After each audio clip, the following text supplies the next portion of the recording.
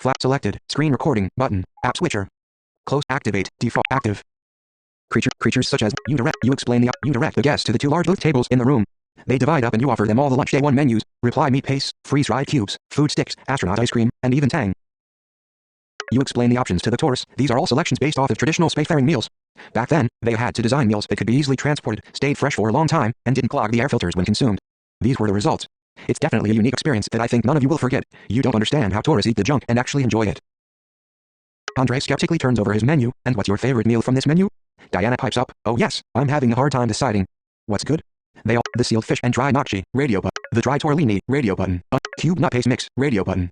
The tube stroganoff, radio button. Next, button. The cube nut paste mix. The tube stroganoff, radio button. Check, next, button. You sell it as worth a try. Andre smiles broadly. Well, then you should join us. You deserve a break every now and then, don't you?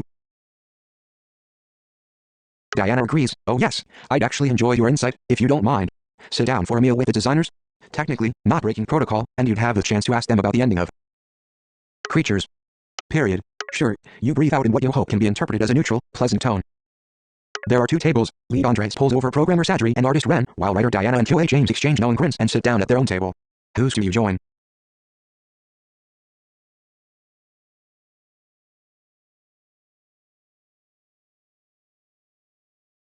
Andres, Sadri, and Ren, radio button, checked, 1 of 3. Diana and James, with a seat reserved for the sick guy, Grant. Radio button, unchecked, 2 of 3. Well, actually, I really shouldn't. Radio button, next, button. Diana greets you, so, tell me, are you a gamer at all? Can you even get video games up here? James cheerfully clarifies for you, she's gonna pump you for a fresh perspective on her. Creatures such as we. Story. Diana scowls good-naturedly at James, aren't you curious?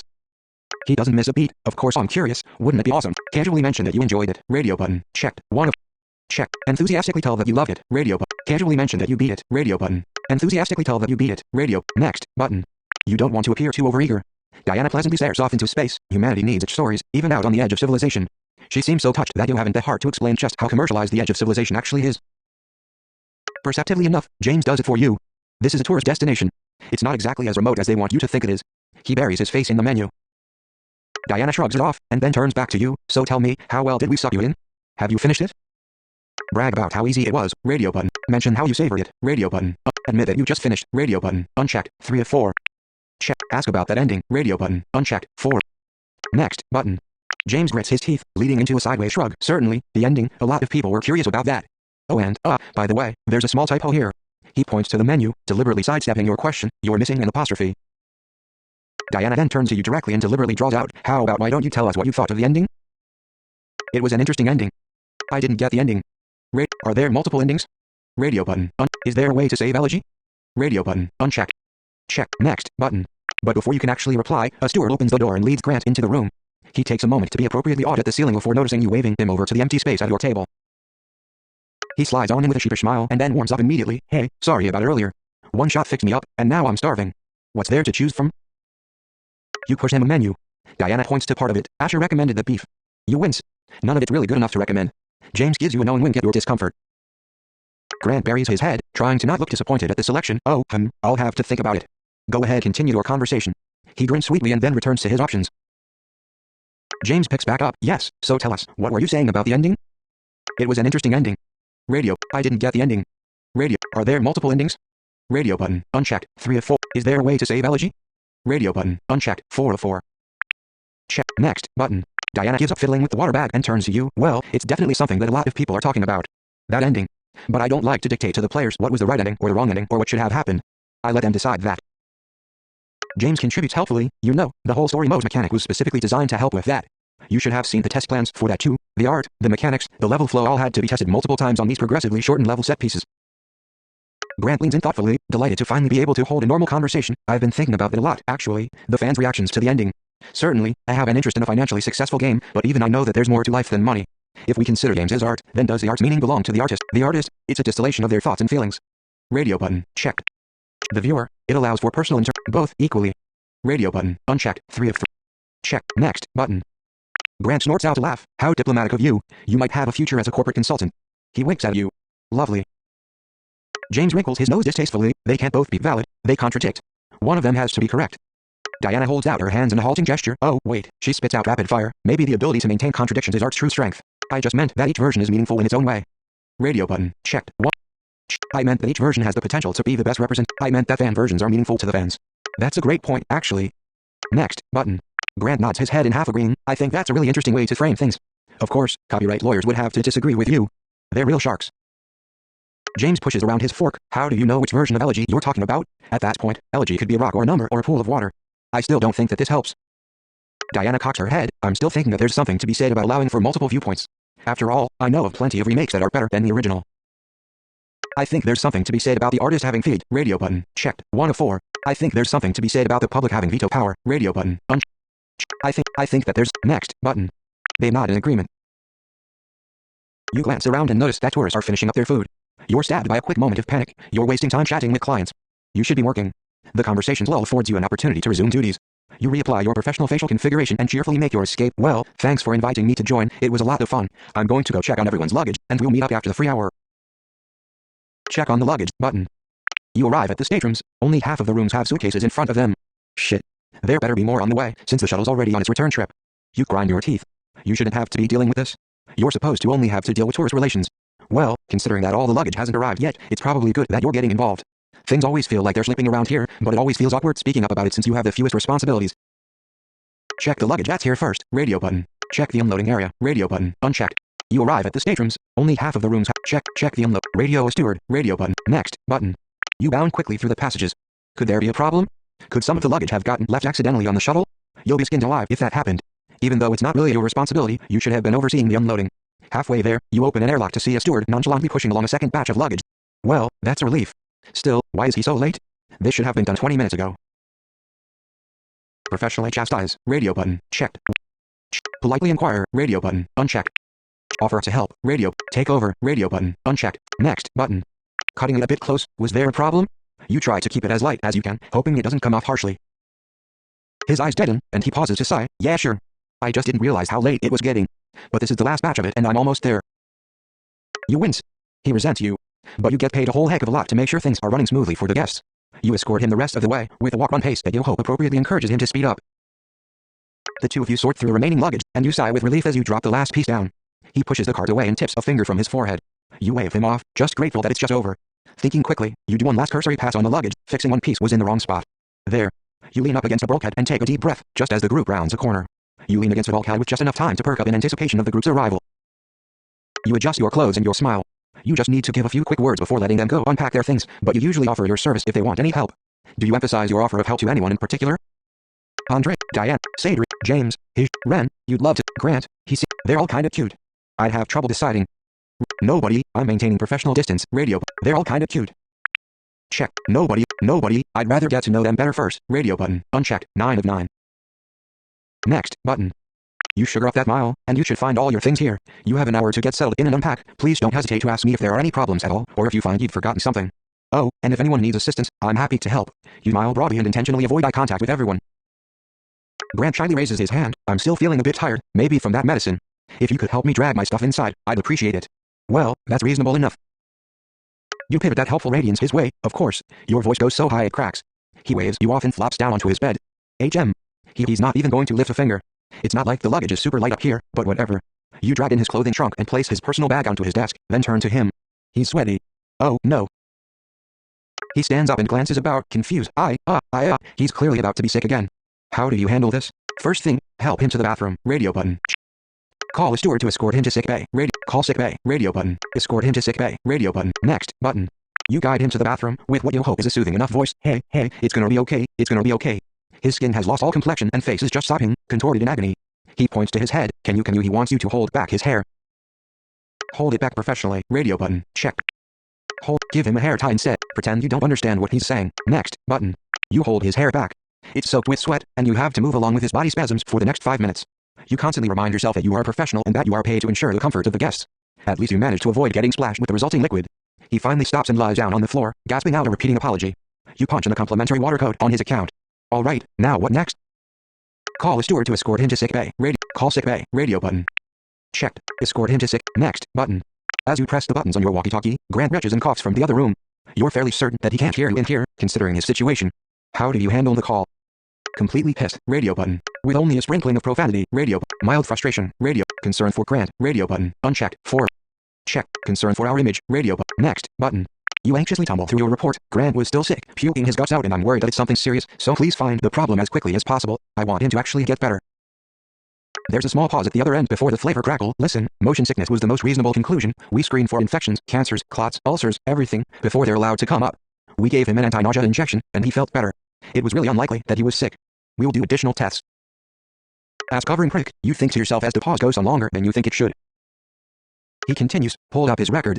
Nope, it looks clean. Well, just bring him my way, as quickly as possible, then hangs up.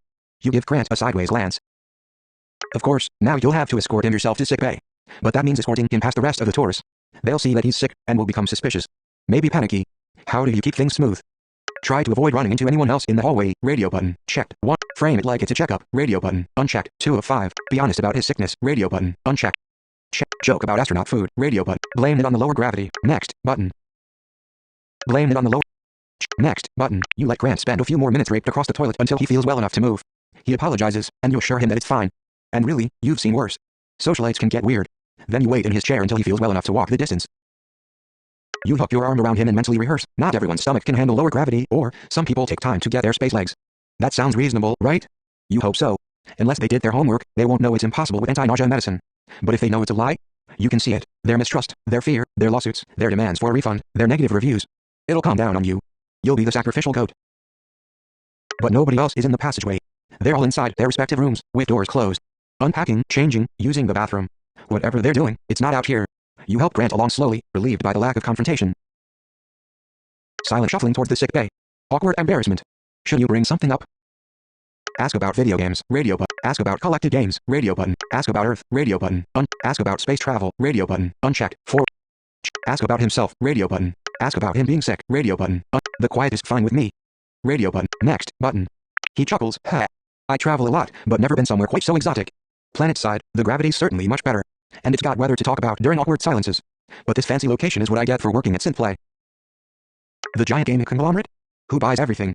Well, that must be who's bankrolling this little trip.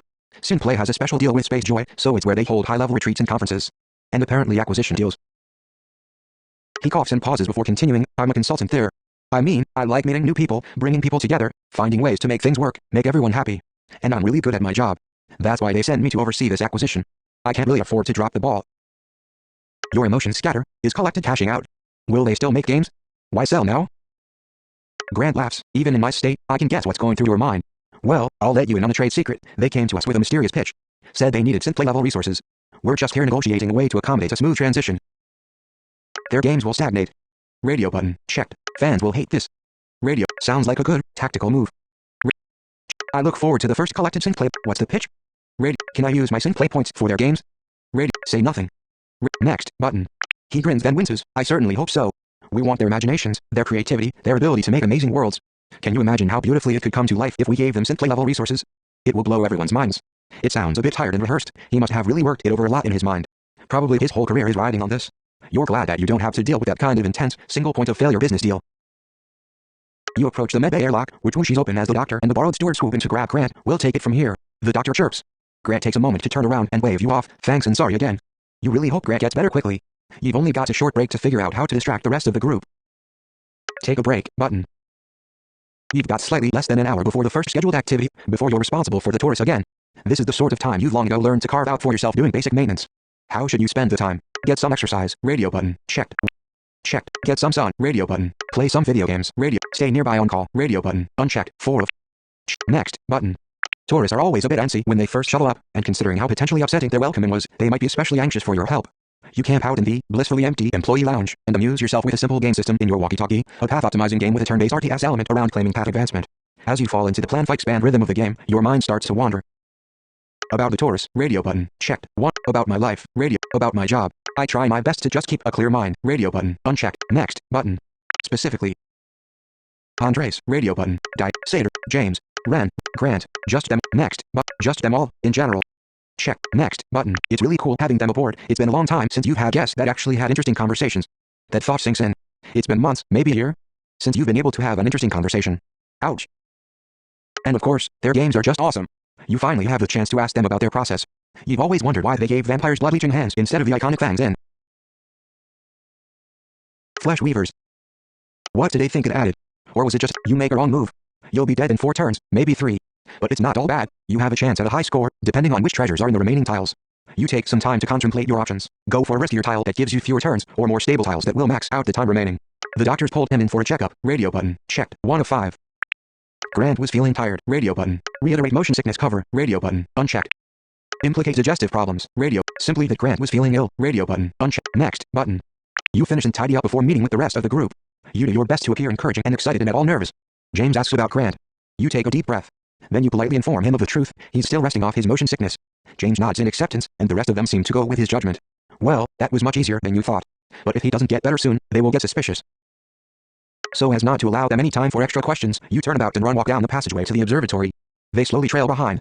You slather on that smile as you gesture to the nearby telescope booths. They all mill about expectantly. You're anxious to get them distracted again, and all that's left is for you to explain the telescope controls. What kind of instructions do you give them? Purely practical to let them discover on their own. Radio button. Fully detailed so that they don't have to bother you with questions. Radio. Tips and tricks so that they can find the cool stuff. Just a list of good known coordinates. Radio button. No instructions needed. They're given inside the device itself. Radio. Next. Button. You go through the drill. The booths are specially designed to block out light from this room, so be sure to close the door in there tightly after sitting down. Then, remove the lens cap by pressing the Remove Cap button. You can move with the mouse, and zoom in and out with the zoom wheel. The HUD will highlight all potentially interesting phenomena so that you can zoom into it, but you can turn that feature on and off with the Hide HUD button. There's a list of known coordinates of interest, but if you would rather explore on your own, please do. Your HUD will show you an exclamation mark if you manage to find something interesting. You then glance over at Ren, O, and if you wear glasses, you are welcome to take them off and the machine will auto-adjust for you. You realize you've been racing through the description, so you pause to take a breath before continuing. Any questions? No? Great. Go on in there and explore. You heard them as quickly as they will move. Why do tourists always shuffle? You sit in a nearby chair, waiting for the activity to end. It's certainly a lot of fun for the tourists, but there's not much for you to do except wait for them to be done. You pick at a bit of fluff on your outfit. At least you can still manage to be presentable. Then Andres pokes his head out. Hey, come here, I need something. Sure thing. Radio button. Checked. 1 of... Actually, I'd better stay outside. Radio. Next. Button. You follow him into his booth. It's a small closet, to be sure, but there's plenty of room for the both of you. Andres points excited at the view screen. I found a dwarf planet. The screen shifts a few pixels to recenter on the slowly rotating, but lopsided object. That's actually fairly amazing of a find, not so much because they're rare, they're not, but because most tourists focus either on the neighboring planets, or on the far depths of outer space. Very few search their local asteroid or Kuiper belts. He reads aloud some of the GUI display details on his find. It's nearly twice the size of Pluto. It'll definitely be added to the list of recognized solar celestial objects, right? You freeze. Most astronomy organizations are hesitant to bloat the list past a few objects that were grandfathered in. It will most likely be ignored. Maybe you should change the subject. Probably. Radio button. Checked. 1 of 4. Well, what would you name it? Radio button. Wow, how did you find it? Radio button. Let's chart its trajectory first. Next. Button. He seems quite proud. Well, I figured that the outer asteroids were usually overlooked. And I also figured that people were missing out on some really cool stuff, so I knew that if I just manually locked the depth focus and then swiveled around, I'd find something. And I found something pretty cool, I think. He turns to the display. Why do you think most people focus on the big ones nowadays? I mean, because of their historical clout. Radio, because they seem more familiar. Radio button, because it's harder to find the small ones. Radio button, because the large ones are steady and predictable. Next, button. You make the argument. I mean, traditionally they could only see and track the planets. And so that's what they made into maps. Planets are also what they discovered rotated around the sun instead of the Earth, what they kill people for blaspheme over. They didn't kill anyone over dwarf planets. Andres nods. Ah, you mean that planets just get extra attention from history classes? That's a good point. I suppose they just have better press agents, is all. He silently stares at the readout, tracing a finger along the newly charted trajectory, which predicts the object crashing into Jupiter in 700 years. He sighs. Perhaps that's what draws so many of the smaller bodies to merge with the giants, even when it means they will burn up in the process. You root for it. Well, think about how long it's survived so far. You posit. Maybe it has some extra tricks up its sleeves. Andres raises an eyebrow at you. Oh yeah? What cool thing is my dwarf planet going to pull off before its fiery death? It slingshots out of our galaxy. Radio button. It smashes into Pluto instead. It smashes a Jupiter satellite on its way. Outlast humanity. Radio. Next. Button. Andres raises his eyebrows and laughs. Wow, that got dark. But I don't know, you're probably right. It's been around for longer than we have, and it might be around even after we aren't. I guess it's a bit self-centered to be thinking about having a name for it for only the next 700 years.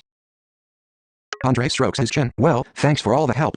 I'm not sure how I feel about it, but I'm glad I got the chance to check it out. Anyway, I think I've got it from here. He waves you off and returns to his console. You step out and settle back into waiting, still excited over a guest actually finding a dwarf planet on your watch.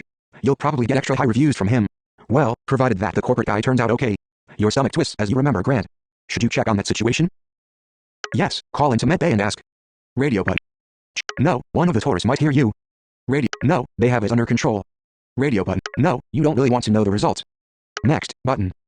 You glance nervously at the occupied booths as the radio crackles. You turn down the static before the doctor answers. Yeah, listen, I know why you're calling. This time he's actually going to be fine. Anyway, head director Marcel wants to talk with you. You should probably call her instead. Your stomach trembles. That only means trouble. You steel yourself and call up Marcel. She always speaks way too loudly into her walkie-talkie. Hey, great timing. You down the volume as she continues. Listen, we need to speak privately in my office. Right away. Radio button, checked. Can you send a replacement to watch the tour? I think it might look bad if I left the tourist now. Can't you just tell me what it is? Next button. Marcel seems pleased, but you're not. This is not the kind of work environment that you should be having to deal with. Still, it will be nice if Marcel was taking this grand problem off your hands. Hopefully, that's what this is all about. Now comes the tough part. How should you deal with leaving the tourist? You don't want them to suspect that something's off. Inform them that you'll be back. Radio button, checked. 1 of 4. Check. Wait for your replacement. Radio button. Set them up with a documentary. Radio button. Just leave. Radio button. Next button. You send them a text message to their HUD, informing them of your planned absence. You also let them know that they can bring up documentaries within the booths if they want. The chairs are amazingly comfortable, at least in lower gravity, and it's not uncommon for some guests to fall asleep in them. You slip away to the security office. You walk in, glancing over to the wall bank of monitors and system controls. You do not envy the job of managing close quarters quarrels between maintenance, supplies, and stewards, with everyone wearing multiple hats. You always felt a bit guilty being one of the few people assigned singular focus. There's a small desk that faces the door, but it's mostly ceremonial. You move towards it. Marcel greets you. Sit, sit, sit. You don't even have a chance to make it to the chair before she starts explaining. Hey, so, that boy, he's got the flu or something, and it's probably infectious. Ugh, great. Radio button, checked. What? Radio button, ugh, great. What? I knew it. Say nothing. Next button. Marcel nods. She continues on. The symptoms were suppressed by the anti-nausea medicine, that's why his nausea came back. Sometimes someone sick slips through the tests, but you know we can't expose the employees' compromised immune systems to that kind of infection. She pauses and you brace for the inevitable responsibility. We can't lock a synth-play guy up, and we can't have them complaining. We gave him long-lasting anti-nausea meds and viral suppressants to both mask the symptoms and lessen the chance of the infection spreading, but it's just a band-aid. I've scheduled an early evacuation, but it won't be here for another 2 days. I'm counting on you to keep them all well-behaved and happy during that time. For real? For real. This just figures. You'll probably end up getting sick yourself and then quarantined. Let the stewards see how much of a privilege your job is now. What's he got? Radio. What am I? When will he get better? I'll make sure they have an amazing 2 days. Check. I'd rather tell them the truth. Next button. Marcel bows to you. Listen, I'm sorry to be dumping this all on you. I didn't want to have to get you involved, but you're just the person we need to help keep things going smoothly. We don't want to be antagonizing anyone. Just keep them happy. Grant should be feeling better by tomorrow morning. I'll take care of the rest. Her walkie-talkie starts vibrating, but she ignores it to give you one last bit of encouragement. Don't worry about it. You've got this. She smiles, then picks up the device. Ah, their dinner is ready. Round them up. Dazzle them. Now, I've got to go see to that poor boy and personally offer my condolences at the, bad meal. Marcel adjusts her tie and brooch, gestures towards the door, and leaves in a huff. You can handle this. You can definitely handle this. You just have to keep them busy. All the time, busy. You relieve the steward who is covering for you. You've got this. You knock on each booth, informing them that the activity is officially over. Each one stumbles out, and then it's back to tourist crowd milling, just this time mixed with some eye rubbing. Some of them left their systems running, so you flip the master reset switch. You've got this. Probably. You fix your face into a sunbeam smile. So who's hungry? Escort them to dinner button. The day one dinner's always high quality. It's where the chefs show off how far spacefaring cuisine has come over the years thanks to engineered yeast, specially designed ventilator ovens, and higher quality ingredients. It will be a defusing meal once you get them there. But you can just feel their curiosity building. Their silence gives it away. Where is Grant? Why isn't he joining us for dinner? But you need to keep them distracted, focused on having a good time. Your best option at this point is to just smile and nod. But the silence is starting to bug you. Do you break it? No, my best bet is to just drop them off as quickly as possible. Radio button, checked. Check. No, I don't want them to think that I'm nervous. Radio button. Yes, if I talk non-stop they won't have a chance to speak edgewise. Radio button. Next button. You try to pick up the pace, but tourists never respond. You end up being slowed down by a straggler, Ren, with her head down into her device. And then, it happens. Hey Asher, are you going to join us again? Andre says. Wait, they want to spend more time with you? That's not what you expected. It's certainly not unpleasant, though. Maybe there wouldn't be any harm in pressing your luck. Sure, I'd love to. Radio button. Sure, just let me serve everyone first. Radio. Sure, just let me clear it with the management. I'd actually better go check on Grant. Sure, just let me clear it with the... Check. I'd actually... Next button. You know it's just a formality, but you go through the motions of swiping the request into your walkie-talkie to the boss. She did say that it would be a good idea to do whatever it took to make sure that the tourists were comfortable. Everyone goes for the special of the vegetable empanadas and Chilean repli pork ragout. Ren and Sadri opt for the spicier versions. You get it all arranged and brought out. They seem pleasantly surprised at the inclusion of real forks, knives, and plates. You carry over the last tray, your tray, and pause. Whose table should you join? Diana, Sadri, Andres and James, radio button, unchecked, 2 of 2. Next button. Hopefully, you can just keep Andres and James distracted with the empty seat, considering that Grant won't be coming. James looks over the meal with a skeptical eye. He turns to you critically. All of this is so much better than the lunch. Why even bother with that crap when you can obviously do better than the past? Andres flips over a fork in his hand. It's hollow metal, which takes some getting used to. He turns to you. So, I know what I got out of it, but what do you think? Why does Space Joy have its tourists jump through the disgusting food hoop? A lot of tourists enjoy the native food experience. Radio button. It's designed to show just how far space travel has advanced. Radio. Check. It highlights how difficult the early space expeditions were. It's a trick to get you to appreciate having the quality of things we can actually cook. Next button. James shrugs and throws in his own thoughts. I guess it was interesting to see what it used to be like. He smiles and turns intently to the rag out, intentionally leaving the vegetables for later. You try not to look judgmental. Andre stares at you intently. You haven't answered my question. That answers why Space Joy does it, but how about how you feel about it? Bad experiences help you appreciate the good ones. Radio button. Check. Check. Suffering doesn't enhance enjoyment. Knowing what it means to suffer helps you appreciate the plight of others. It's just a trick the company uses to save some money. Next button. Andre skeptically contorts his face. Oh come on, you don't actually believe that, do you? How cruel. He butters an empanada. An odd choice of seasoning. James laughs. If you believe our forums, you'd know that any negative experience, no matter how small, means that the whole thing is ruined. Andre slowly dissects his rag out, inspecting it thoroughly. I bet that consultant kid has studied it. I bet he'd know what was what. They both look over at his empty chair. You tense up. Grant is definitely not going to make it to dinner. Here it comes. Andres waves your nerves away. No, don't worry about it. I've been thinking about him being sick as, like, a weird source of inspiration. Like, what kind of game could you make out of someone being sick? Maybe any casual game, where you can shock hearts, and pump stomachs, and stabilize bleeding. I think it'd be fun, but then I realized it was kind of wrong to go there, right? I'd love to play it. Radio button, checked. Tell, we have, I think it's disrespectful. Next button. Andre smiles, well, thank you. James waggles an eyebrow at you, be careful. It'll go to his head, and the next thing you know we'll be pumping out a healing minigame with our next RPG. Andres puts down his glass of blue liquor. I think the question comes down to this. Should we avoid making games out of the sadder parts of humanity? And if so, why? Making games helps us deal with reality. Radio button. Making a game out of dying isn't fun. Radio button. I think the real test would be if people in hospitals liked it. Radio button. Games with a message don't do well. Next button. Andres cocks his head. I think that the whole issue of respecting the deathly ill has more to do with not reminding ourselves of our own mortality than it does with actually respecting the people who are ill. James points a fork towards Andres. I agree, but I think we're rapidly reaching a point where we need to ask the opinion of the kinds of people that the game would be about. If they're offended, then who are we really serving? Assholes who enjoy the suffering of others? We all need the reminder, though. Radio button, checked. Avoiding making games about whole groups of people isn't very inclusive. Radio button, not all games are about joy. Radio button, I agree that it's disrespectful. Radio button. Next button. James gulps back some water before chiming in. Well, I'm not sure that it's inherently disrespectful. It just has to be done in a way that fully realizes their personhood, that respects their autonomy. Andres shakes his head, but I'm not sure that you could do that without sacrificing a lot of the gameplay. Andres shakes his head.